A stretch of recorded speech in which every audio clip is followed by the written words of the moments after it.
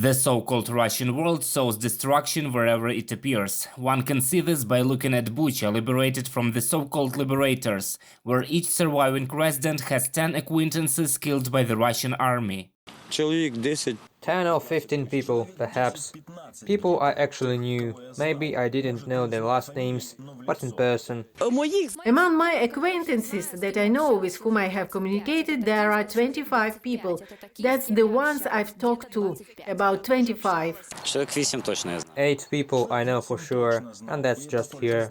But such eyewitness stories of Russian army atrocities and the bodies of civilians on roads and in mass graves, as well as testimonies of dozens and hundreds of raped women and girls, are no argument for Russian propagandists and for Putin himself.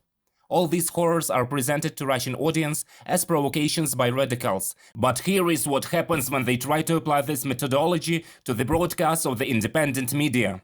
This shows Russian troops killing a civilian. Yeah. It's right there I'll appreciate if on you could film. be more specific.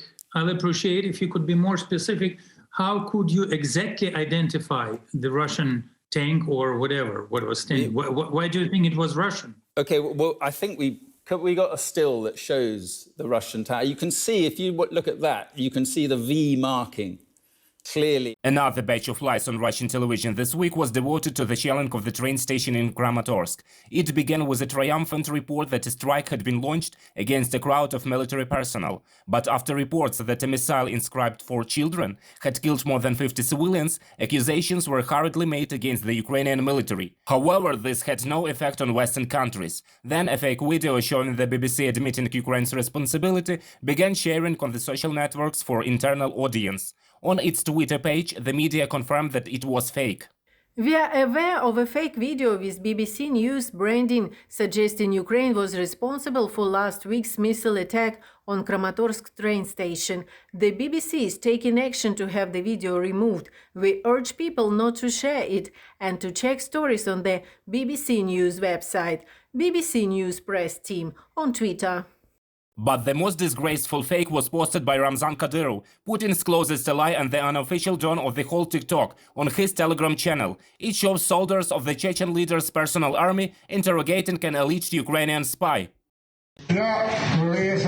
I am Ukrainian Army Scout.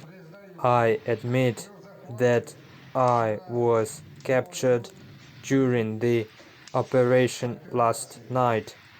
I admit that I fought against civilians. There are foreign troops at the station, but I do not know what country. The co-founder of the Mariupol Cathedral of the Ukrainian Orthodox Church recognized a local beggar in the captured man. The bat on his shoulder is not the symbol of Batman, but of Russian intelligence. The symbol of Ukrainian intelligence is an owl. But Kadyrov's TikTok troops seems don't know that. Reported by Roman Smoler, Danilo Kobza, UATV.